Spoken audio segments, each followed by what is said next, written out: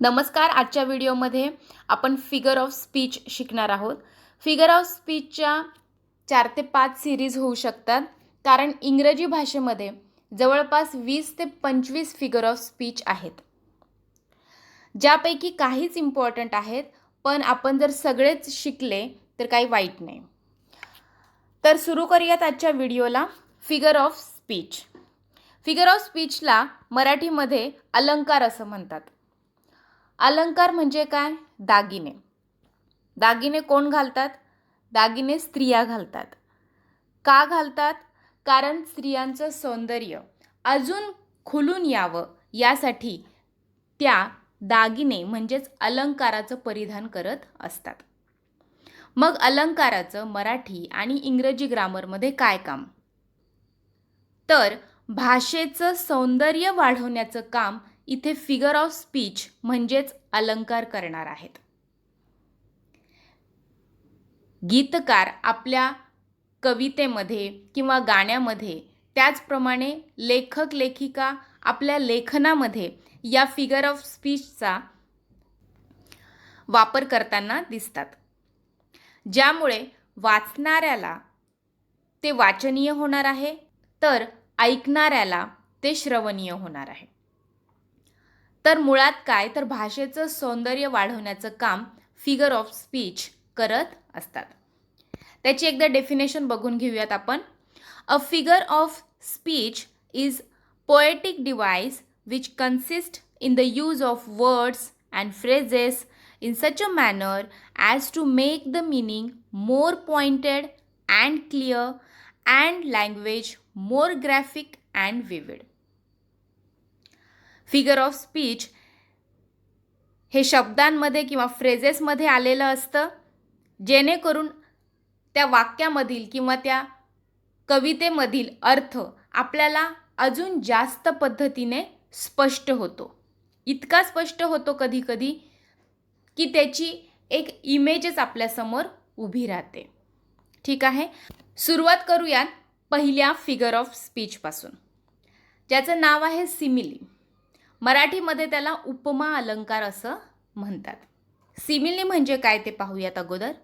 When comparison is made in between two different object for at least one similar quality, then it is a simile. The comparison is shown with words like, so and as. Simile हा figure of speech जेव्हा दोन गोष्टींमध्ये तुलना केलेली असते, ज्यांचा एकमेकांशी काहीही संबंध नसतो, अशा दोन गोष्टींची तुलना एका गोष्टीसाठी केलेली असते, त्यावेळेस सिमिली हा अलंकार होत असतो. आणि ते कंपॅरिझन, ती तुलना दाखवण्यासाठी वाक्यामध्ये किंवा कवितेमध्ये लाईक, सो आणि ॲज यासारखे शब्द आलेले असतात. मराठी व्याकरण शिकताना देखील हा अलंकार आपण शिकलो होतो. तर तुम्ही इथे इंग्रजी शिकताना सिमिली हा शब्द सिमिलर या शब्दाप्रमाणे देखील लक्षात ठेवू शकता. सिमिलरचा अर्थ होतो च्या समान, आणि इथे देखील च्या समानच अर्थ तुम्हाला दिसणार आहे लाईक, सो आणि ॲज या शब्दांमुळे. ठीक आहे, एक्झाम्पल बघूयात.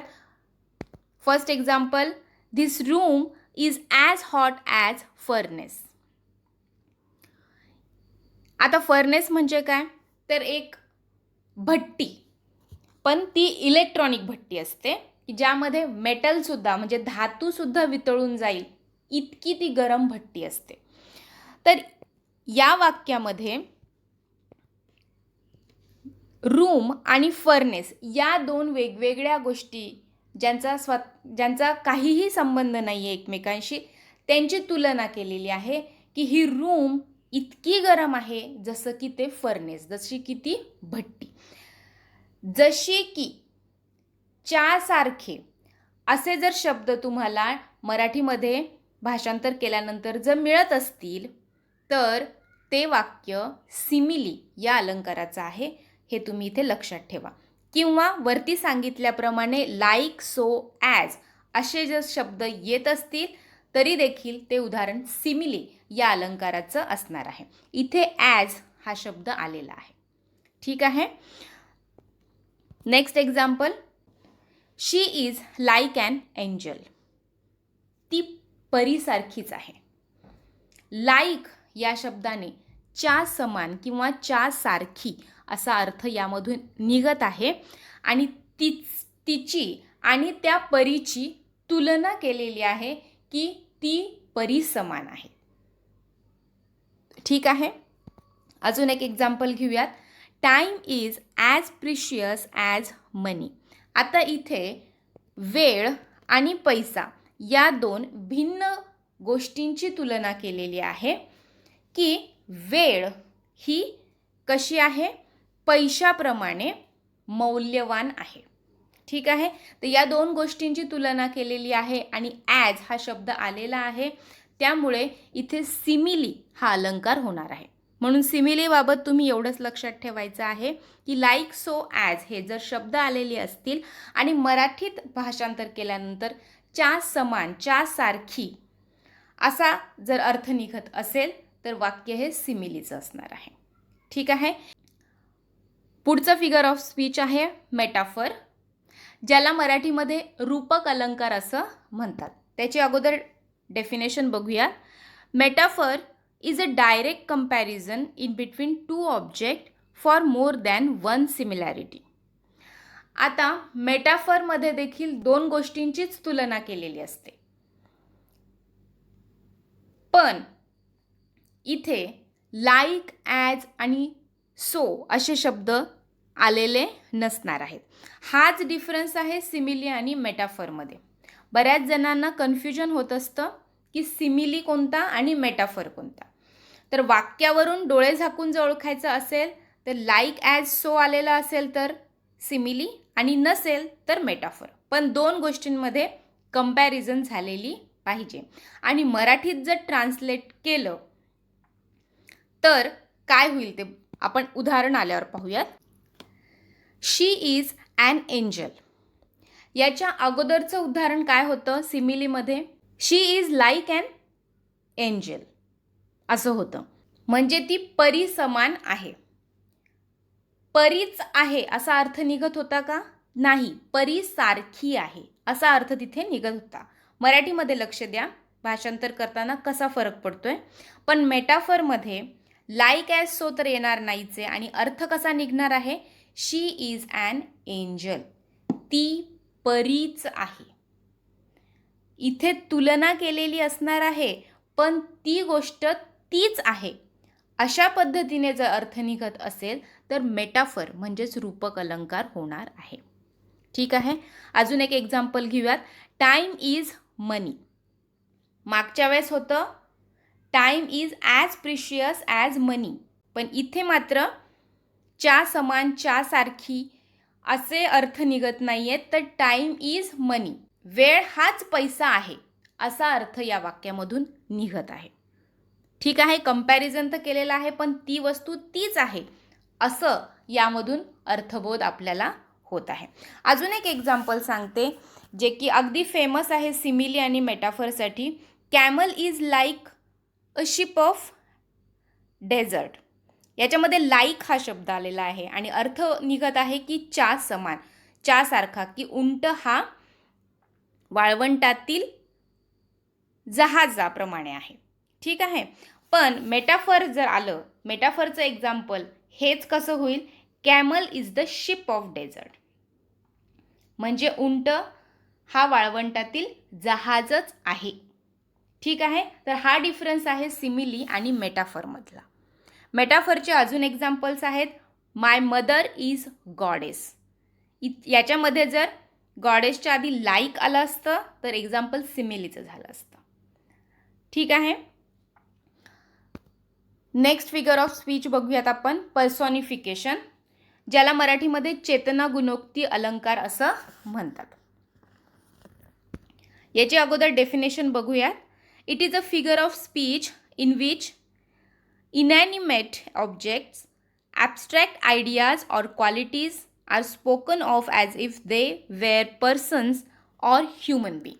यामध्ये निर्जीव वस्तूला किंवा सजीवाला मानवी गुणधर्म आहेत असे वर्णन केलेले असते. ठीक आहे. एक्झाम्पल बघूया त्याचं. Dancing and whistling the leaves went. पानं नाचत आणि शिट्ट्या वाजवत निघून गेले. आता पानं कधी नाचतात का माणसांप्रमाणे किंवा शिट्ट्या वाजवतात का? नाही. तर या सगळ्या गोष्टी मानव करत असतो. ज्याप्रमाणे मानव ॲक्ट करतो, बोलतो, हसतो, रडतो, गातो, चालतो, बोलतो, त्या पद्धतीनेच एखादी निर्जीव वस्तू किंवा ज्या वस्तू असं करू शकत नाहीत त्यांना देखील आपण मानवी रूप दिल्याचा भास आणतो. त्यावेळेस पर्सॉनिफिकेशन हे फिगर ऑफ स्पीच होत असतं. अजून एक उदाहरण घेऊयात. Time alone can tell the difference. आता वेळ कधी बोलते का? नाही. पण इथे सांगितलेलं आहे की वेळ सांगते आपल्याला की काय फरक आहे. ठीक आहे. अजून एक एक्झाम्पल आहे. Sun smile and raise his hands. सूर्य हसला आणि त्याने त्याचे हात उंचावले. सूर्य कधी हसतही नाही आणि त्याचे हात देखील उंचावत नाही. पण सूर्याला देखील इथे मानवी रूप प्रदान केलेलं आहे. असे ज्यावेळेस तुम्हाला उदाहरणं दिसतील त्यावेळेस ते सगळे पर्सॉनिफिकेशनचे असतील. अजून याचे उदाहरणं आहेत. ॲपल ट्री सेड किंवा hills are clapping with joy या पद्धतीने. ठीक आहे. तर हा अलंकार तसा सोपा आहे ओळखायला. नेक्स्ट फिगर ऑफ स्पीच आहे ट्रान्सफर्ड एपिथेट. याला स्थानांतरित विशेषण असं म्हणतात. आता ट्रान्सफर्ड एपिथेट हा इंग्रजी शब्द नाही आहे, मूळ हा लॅटिन वर्ड आहे जो की 2 शब्दांपासून घेतलेला आहे. ज्यापैकी ट्रान्सफर्ड म्हणजे ट्रान्सफर आणि एपिथेट म्हणजे ॲडजेक्टिव्ह. तर याचा अगोदर आपण डेफिनेशन बघूयात. In this an epithet or a qualifying adjective is transferred from a person to an object or from one noun to another to which it does not really belong. When we say we had a happy time, we only mean to say that we passed our time happily. आता याच्यामध्ये जे adjective आहे म्हणजे वाक्यामधील जे विशेषण आहे जे की एका सब्जेक्टला किंवा एका नामाला आलेलं असतं, पण ते त्या नामाच्या ऐवजी एका दुसऱ्याच नामाला जाऊन मिळतं किंवा त्याच्याबद्दलची माहिती सांगतं. असं यामधून आपल्याला अर्थबोध निघत असतो. जसं की इथे देखील एक उदाहरण सांगितलेलं आहे की जेव्हा आपण असं म्हणतो की we had a happy time, म्हणजे काय वेळ हॅपी असते का? वेळ खुश असते का? नाही. आपण हॅपी असतो, आपण खुश असतो. We only mean to say that we passed our time happily. ठीक आहे. म्हणून याला स्थानांतरित विशेषण असं म्हणतात. उदाहरण बघूयात म्हणजे अजून स्पष्ट होईल. The man slept on a restless bed. तो माणूस कुठे झोपला होता? On a restless bed. तर आता बेड कधी रेस्टलेस असू शकतो का? नाही. माणसं असतात रेस्टलेस.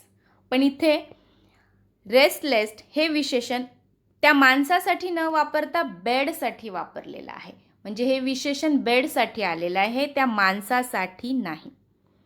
मग ज्या वेळेस हे विशेषण इथं न येता या विशेषणाच्या बाजूला आलेलं असेल त्यावेळेस तिथे ट्रान्सफर्ड एपिथेट हे फिगर ऑफ स्पीच होणार आहे.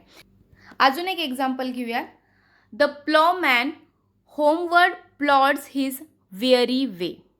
म्हणजे शेतकरी थकलेल्या वाटेनी आपल्या घराकडे जात होता. आता वाट कधी थकलेली असते का? वाट थकलेली नसते, तर माणूस थकतो. विअरी हे विशेषण जे आहे ते प्लॉमॅन म्हणजे शेतकऱ्यासाठी यायला पाहिजे होतं, पण ते तिथं न येता वाटेसाठी आलेलं आहे. म्हणजेच विशेषण इथे स्थानांतरित झालेलं आहे. ठीक आहे. तर अजून एक एक्झाम्पल घेऊया त्याचं. He lives a busy life. तर इथे पण बघा, जीवन कधी बिझी असतं का? नाही. माणसं बिझी असतात. पण बिझी हे विशेषण इथे त्या माणसासाठी न येता जीवनासाठी आलेलं आहे. म्हणूनच इथे विशेषण कसं झालेलं आहे? ट्रान्सफर झालेलं आहे, स्थानांतरित झालेलं आहे. म्हणून हे एक्झाम्पल देखील कशाचं होणार आहे, ट्रान्सफर्ड एपिथेटचं. किंवा अजून एक एक्झाम्पल याचं सांगू शकतो आपण, I massage my tired feet. मी माझ्या थकलेल्या पायांचा मसाज केला. पाय थकलेली असतात का? नाही, आपण थकलेलं असतं. ठीक आहे. Next figure of speech, oxymoron. आता ऑक्झिमोरॉन हा शब्द देखील इंग्रजी नाही आहे, हा ग्रीक वर्ड आहे. याच्यामध्ये 2 शब्द आहेत. ऑक्झी म्हणजे शार्प आणि मोरॉन म्हणजे डल.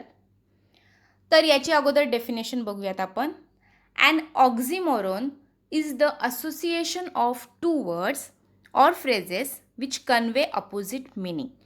ऑक्झिमोरॉनमध्ये असे 2 शब्द येणार आहेत ज्यांचा अर्थ परस्पर विरोधी निघणार आहे. आणि ऑक्झिमोरॉन ओळखण्याची एक खूण म्हणजे ते जे अपोजिट वर्ड्स किंवा विरुद्धार्थी जे शब्द येणार आहे वाक्यामध्ये ते अगदी जवळ असतात एकमेकांच्या. उदाहरण बघूयात म्हणजे आपल्याला समजेल. दिस इज ॲन ओपन सिक्रेट.